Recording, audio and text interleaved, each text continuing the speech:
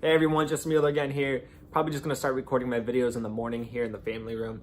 It's really nice, drinking my coffee. I have sunlight, so the lighting is a lot better. So this will probably be my new recording station. Also just kind of change it up so I'm not always at my desk. Today I want to talk about leverage and why leverage is actually killing you. And if it's not killing you, it's killing other traders. Leverage is probably the number one killer for 99% of losing Forex traders, and here's why. First of all, let's go ahead and identify what leverage is. Leverage is what allows you to be able to trade Forex in general. In the past, you needed to actually have probably like $100,000 minimum just to trade Forex. 50,000, 100,000. It was only reserved for the big players, for the big dogs, people who had a lot of money available at hand.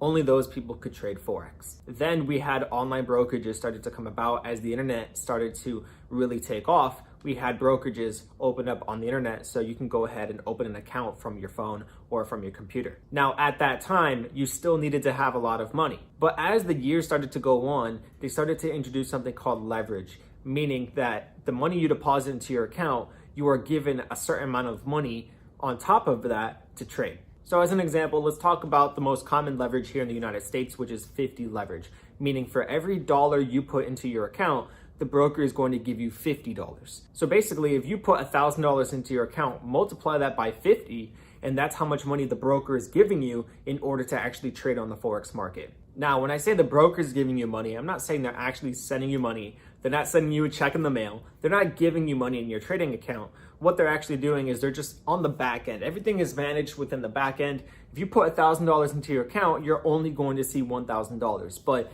in the back end, the broker is giving you more money to trade because we trade Forex based on something called lots. So here's an example. One micro lot, which is 0.01, that's the smallest lot size you can possibly trade in Forex. One micro lot is worth $1,000. A mini lot, which is 0.1, represents $10,000. And a standard lot, which is 1.0, represents $100,000. So as you can see, this is why we need leverage, because you wouldn't be able to trade these lots unless you had that kind of leverage. This is also why some people are able to open up a trading account. Maybe they're given 1 to 1,000 leverage, which is insane. And they can open up a standard lot on a $200 account or maybe even a $100 account. This is why it's very dangerous for brand new traders, because they get in with this mentality that they're going to get rich overnight, that they're going to get rich quick. So they deposit $100 and they open up a mini lot, or maybe they open up 5 mini lots or even a standard lot, and they blow their account in 10 seconds or less. One thing I've learned over the years is that the professional traders tend to stick with the lowest amount of leverage as possible. And it's actually not because they don't want to grow their accounts really big. Don't get me wrong, they do have the skill set. If they want to deposit $1,000 and turn it into $10,000 in a month, they do have the skill set to do that. The reason why professional traders choose to trade with as little leverage as possible, it's so they don't get encouraged to trade more than they should. You also have to remember that the more money you have in your account, the more you have at risk. If you have $100,000 in your account, the last thing you want to do is be given 500 leverage, because one day, if you end up becoming greedy, you're going to open up a 50 lot trade and you might blow that account in one sitting if you're not careful. This is why the professional traders choose to have as little leverage as possible, and that's why they have no problem going with a US broker. But even US brokers have problems because of something called a FIFO rule. First in, first out. This is probably for an entirely different video I'll make talking about why I prefer offshore brokers, even though most offshore brokers are unregulated. It's mainly because there are so many advantages and tax advantages to using an offshore broker versus a US broker. But again, this is for an entirely different video. Now, this is why brokers in general mainly target brand new traders. It's also because they are unaware of leverage. They don't really know what it means. So they just end up blowing their accounts and they keep redepositing. And it's like this whole dopamine effect we talked about in the previous video. The more they see themselves making money, even if it's only for 5 seconds, and if they blow their account, they're like, ooh, but I was up $100. This is changing my life. Let me go ahead and deposit more money. And they want to go ahead and get back to that spot of making money. But they don't realize that they're stuck in this psychological trap. And it's not the Forex industry's fault. It's mainly the brokers, trying to attract these brand new traders and not really showing them the proper way of things. This is why I love it when specific brokers, such as A-book brokers, again, this is for an entirely different video, what an A-book broker and what a B-book broker is. I tend to go for A-book brokers because they have their clients in mind. They have their best interest in mind. They are not trading against their own clients. They're actually trading with them and they want them to succeed. So with an A-book broker, if the client succeeds, the broker succeeds, such as the broker I use, Osprey FX.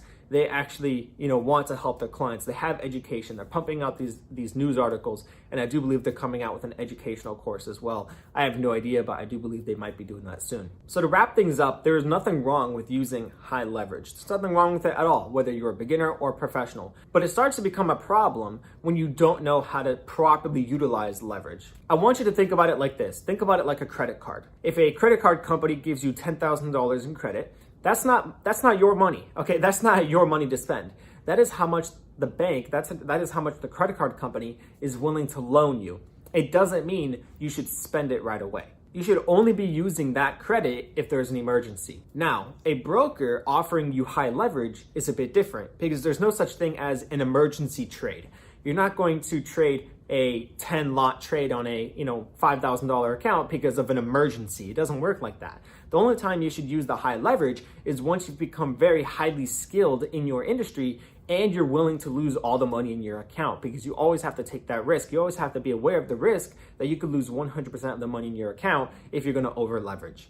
So I pretty much went on a tangent there. Basically, what I'm trying to say is the higher the leverage, the worse it is for brand new traders. If you're an experienced trader, if you're a professional trader, if you've been trading for years, if you're consistently profitable, then higher leverage shouldn't be a problem for you because you're not going to use that much anyways. But I do tend to enjoy the brokers that provide me higher leverage so I can use it in case I want to. Here's an example of what I do. For example, I turned my $10,000 account into $20,000 and I withdrew $5,000.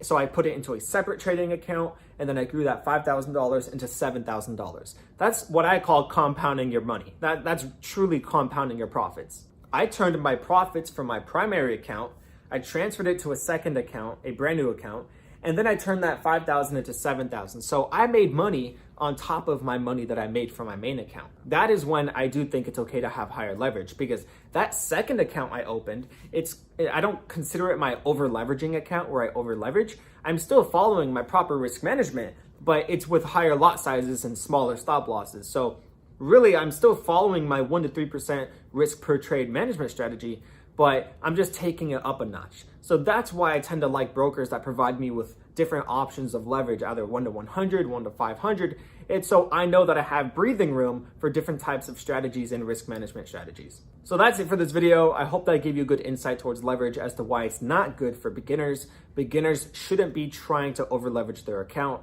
Again, it's okay to have a lot of leverage, but only if you use it responsibly. As long as you're trading with a risk management of 1 to 3% per trade, in my opinion, it doesn't even matter what leverage you're using at that point. As long as you're following that risk management strategy, your account's gonna grow over time. So that's it, guys. Take care. Leave a comment down below on what video you want me to make next, and I'll see you in the next video. Bye-bye.